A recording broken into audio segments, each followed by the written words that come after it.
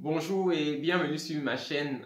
Après avoir fait la vidéo sur l'immigration en Allemagne dans le cadre des études, beaucoup de vous qui ne peuvent pas étudier étaient intéressés aussi par l'immigration ou bien par un séjour à l'étranger et dans ce cas en Allemagne. Ils m'ont posé les questions, est-ce qu'il n'y avait pas d'autres opportunités pour passer un séjour en Allemagne sans être étudiant? Donc aujourd'hui, je voudrais partager avec vous une autre opportunité que vous pouvez saisir pour passer un séjour en Allemagne. Ça, c'est le cadre au pair. Au pair, ce sont des gens qui vont venir, qui vivent dans des familles et qui vont aider les familles dans les travaux domestiques, qui vont aider dans l'encadrement des enfants. Donc, des choses comme ça. Vous allez être logé dans une famille et vous allez aider la famille à faire tout ce dont je viens de citer et vous recevez un peu d'argent de la famille. C'est pas un salaire vraiment, mais c'est juste un peu d'argent. L'objectif des visas au pair, c'est vous faire découvrir le pays et pour certains apprendre une nouvelle culture, apprendre une nouvelle langue. Donc c'est dans ce cadre que les visas au pair ont été développés. Donc, pour l'Allemagne, ce que je voudrais partager avec vous, c'est déjà les conditions pour venir dans le cadre au pair. Ce que je voudrais mentionner déjà, c'est que au pair, contrairement à ce que les gens pensent, c'est pas juste pour les filles. C'est les garçons, les filles peuvent faire ça. Mais la condition première, c'est que vous devez avoir entre 18 et 26 ans. Donc, si vous avez atteint l'âge de 27 ans, vous êtes d'office éliminé. Et si vous avez aussi moins de 18 ans, vous ne pouvez pas participer à ce programme-là. Alors, donc, c'est ça la première condition. Et la seconde, ce sont les frais qu'il faut payer pour ces visas-là. Là, je m'oriente plus aux frais de l'Afrique centrale, puisque les questions qui m'ont été posées venaient un peu plus de l'Afrique centrale. Donc, en fonction du pays où vous êtes, les prix peuvent varier. Donc, pour l'Afrique centrale, ça fait 50 000 francs CFA. Si vous venez d'un autre pays, ça pourra être différent. Mais si vous venez d'un pays et que vous ne connaissez pas les conditions, vous pouvez aussi m'écrire dans les commentaires. Je vais essayer de trouver le lien pour votre pays et vous l'envoyer. Donc, c'est déjà un peu ça. Alors, l'une des autres conditions, c'est que la famille qui vous accueille doit avoir au moins des enfants mineurs chez elle. Donc, ça, c'est très important. Si la famille qui vous accueille n'a pas d'enfants mineurs, vous ne pouvez pas obtenir de visa au pair. Aussi, la famille qui vous accueille, aucun membre de la famille qui vous accueille ne doit avoir votre nationalité. Ça, c'est très important. Donc, si vous venez du Cameroun, la famille qui va vous accueillir, aucun membre de cette famille-là ne peut avoir un passeport camerounais. Ça, c'est vraiment important. Si c'est le cas, vous ne pourrez pas obtenir de visa. Ça, c'est vraiment important.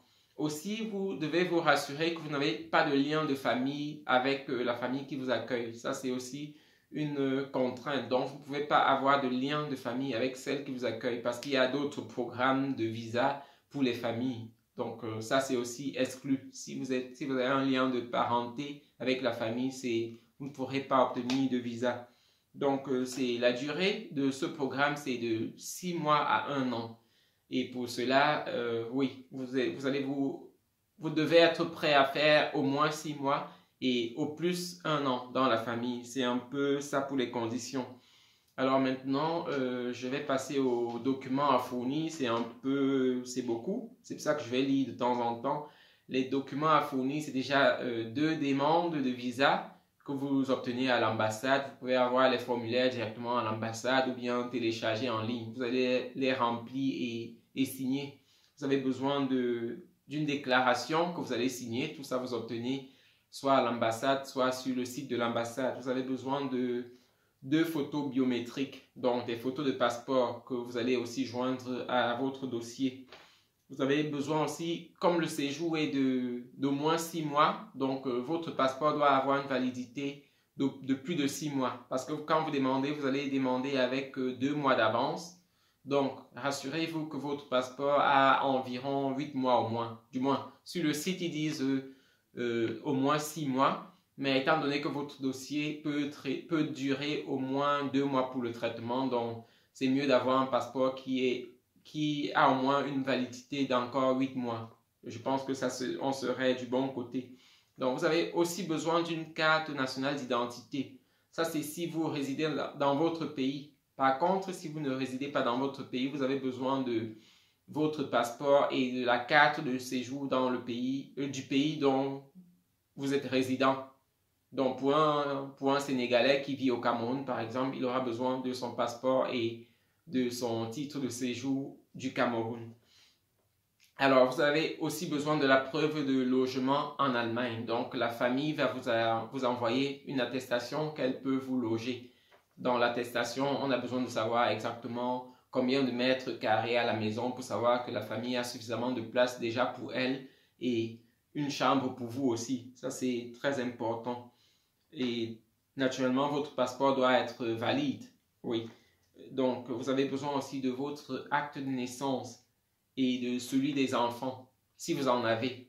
Donc, les visas au pair sont aussi possibles pour ceux qui ont des enfants et qui répondent aux critères d'âge. Mais dans ce cas, vous devez envoyer aussi les actes de naissance de vos enfants, si vous en avez plusieurs. Donc, aussi, si vous avez résidé en Allemagne ou bien si vous avez déjà fait un séjour en Allemagne plus tôt, vous devez montrer la preuve de vos séjours précédents en Allemagne. Ça, c'est des séjours qui ne seront plus valides, mais vous avez besoin de montrer ces preuves-là que vous étiez déjà en Allemagne une fois.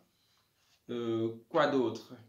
Donc, la famille vous envoie aussi un contrat ou bien une invitation. Ça, vous avez besoin également pour votre dossier.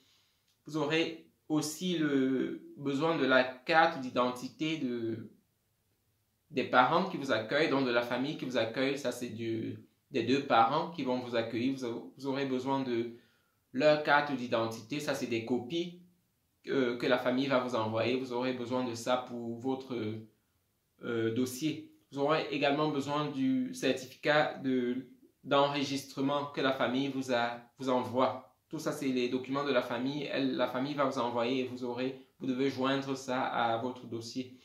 Ensuite, vous avez besoin d'un cours de langue. Parce qu'en Allemagne, la langue, c'est l'allemand. Et si vous ne parlez pas allemand, ce serait difficile. Mais le niveau, c'est vraiment le plus bas. Donc, vous aurez juste besoin du A1. Le A1 c'est juste les préliminaires. Donc, savoir dire bonjour, savoir dire quelques phrases. Et le reste, vous allez certainement apprendre en Allemagne ou bien, oui, comme ça. Si vous pouvez apprendre plus, apprenez plus. Mais le niveau minimum que vous avez besoin, c'est le A1. Par contre, au niveau du cours de langue, vous ne pouvez pas le faire n'importe où. Vous allez faire ce certificat au Goethe Institut. Donc, si vous avez appris l'allemand dans n'importe quel centre, vous devez passer le niveau A1 au Goethe Institut soit de Yaoundé, soit de Bafoussam. Ça, c'est pour ceux qui sont du Cameroun. Pour vous qui êtes dans d'autres pays, vous allez passer le certificat de langue au Goethe Institut. Ça, c'est important parce que c'est la condition vraiment la condition à fournir. Si votre A1 vient d'ailleurs, ce ne sera pas pris en compte. Après ça, vous aurez besoin de votre CV. Et dans le CV, il ne faut pas qu'il y ait du vide. Donc, vous devez faire un CV vraiment détaillé de toute votre vie sans qu'il y ait de moment de vide. Rempli exactement ce que vous avez fait de l'école maternelle, de la naissance jusqu'au jour où vous demandez le visa. Ça, c'est aussi important. Si vous avez des diplômes, que ce soit le baccalauréat, que ce soit des diplômes universitaires, vous avez besoin également de ces diplômes et des originaux surtout. Et après, vous allez faire une lettre de motivation. Dans la lettre de motivation, c'est bien de mentionner pourquoi est-ce que vous voulez faire un séjour au pair, et dans ce cas, il faut mentionner des choses comme vous voulez découvrir une nouvelle culture, vous voulez apprendre une nouvelle langue qui est l'allemand dans ce cas. Donc vraiment, écrivez votre lettre de motivation de façon que vous-même, lorsque vous la lisez, vous soyez convaincu que si c'est quelqu'un d'autre qui vous donne une lettre pareille, vous serez content de lui donner une chance. Donc ça, c'est très important parce que la lettre de motivation, c'est dans ça que tout se joue. On peut, dans une lettre de motivation, voir si quelqu'un est sérieux, voir quelles sont les motivations d'une personne et ça, c'est important. Donc, aussi, ce qui est important de savoir, c'est que tous les documents que je viens de citer sont des documents obligatoires à fournir. Donc, si vous détenez un de ces documents et que vous ne les fournissez pas, ça pourrait entraîner le refus du visa. Donc, le dossier doit être vraiment complet. Et comme on dit toujours à l'ambassade, un dossier complet ne rassure pas non plus l'obtention d'un visa. Donc, même si vous avez fourni tous ces documents-là, l'obtention du visa n'est pas rassurée. C'est l'un peut recevoir le visa et l'autre non. Mais ce qui est aussi bien, c'est que si on vous refuse le visa, vous avez toujours le droit de faire une requête et là, ils pourront vous dire pourquoi est-ce qu'on vous a refusé le visa. Alors, donc, c'est tout ce que je voulais partager avec vous. Merci d'avoir regardé la vidéo. Merci de me dire en commentaire ce que vous pensez. Et si vous avez d'autres questions, dites-moi dans les commentaires et je pourrai vous répondre. Ou alors, si vous venez, comme j'ai dit, plutôt d'un pays autre, dites-moi et que vous ne connaissez pas quelles sont les conditions pour votre pays, dites-moi de quel pays est-ce que vous venez et je vais regarder sur le net et vous dire quelles sont les conditions pour votre pays. Donc, les conditions que j'ai citées plutôt, c'était un peu plus pour l'Afrique centrale, mais je crois qu'en général, le gros, c'est presque la même chose, que vous venez d'Asie ou bien que vous venez d'ailleurs. Donc, c'est tout, c'était tout pour la vidéo. Merci d'avoir regardé comme j'ai dit et on se revoit la prochaine fois pour une nouvelle vidéo. Bon fin de week-end. Bye.